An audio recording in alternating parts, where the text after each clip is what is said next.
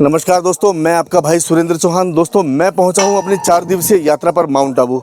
और यदि माउंट आबू आए और गुरु शिखर पर्वत आपने नहीं देखा तो शायद मुझे ऐसा लगता है कि आप माउंट का जो सौंदर्य है उसको देखने से वंचित रह गए। दोस्तों, बताना चाहूँगा, जब आप माउंट आबू आते हैं तो आबू से आपको माउंट आबू आने के लिए, माउंट पर आने के लिए तकरीबन 30 से 32 किलोमीटर की जो एक कठिन चढ़ाई है वो चढ़कर आपको यहाँ पहुँचना होगा।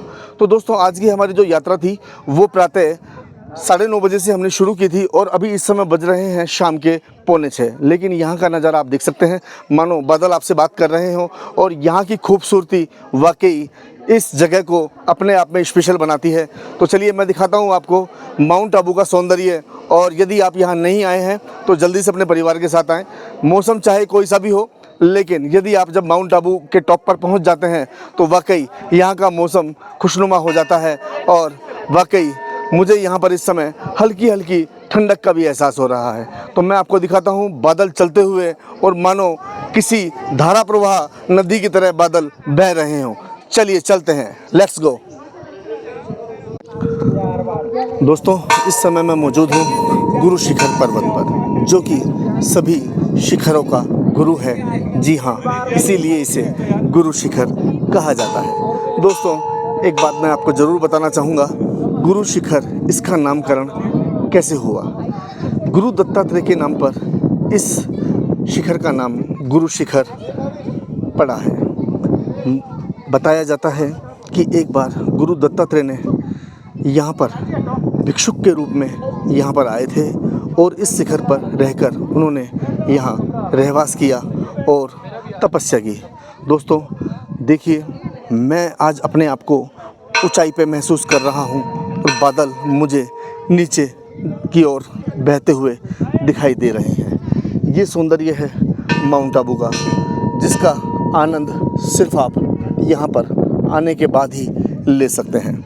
शाम के 6 बजे हैं और मानो शीत ऋतु का आगमन हो गया हो, ऐसी फीलिंग्स यहाँ पर आने के बाद होने लगती हैं।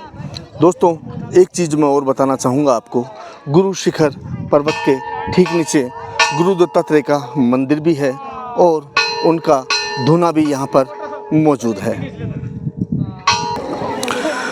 गुरु शिखर पर्वत के दूसरी ओर, जैसा कि मैंने आपको बताया था, गुरु दत्तात्रेय का मंदिर। दोस्तों, ये जो लाल रंग का आप मंदिर देख रहे हैं, ये गुरु दत्तात्रेय का मंदिर है।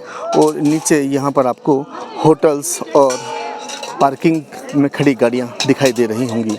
लेकिन मैं आपको बताना चाहूँगा कि यहाँ से आपको सिर्फ़ और सिर्फ पहाड़ और बादल ही दिखाई देने वाले हैं, क्योंकि हम इस समय आबू से तकरीबन 35 किलोमीटर ऊंची पहाड़ियों पर पहुंचे हैं, जिसके बाद गुरु शिखर पर्वत आता है।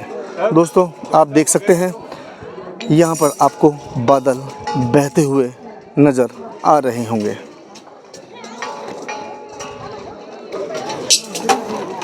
गुरु शिखर पर्वत अरावली पर्वत श्रृंखला का सबसे ऊंचा शिखर है। यह राजस्थान की सबसे ऊंची चोटी कही जाती है। दोस्तों, गुरु शिखर पर्वत पर ही माउंट आबू ऑब्जर्वेटरी भी है। इसमें 102.2 मीटर का इंफ्रारेड टेलीस्कोप और कई खगोलीय विज्ञान प्रयोग भी हुए हैं।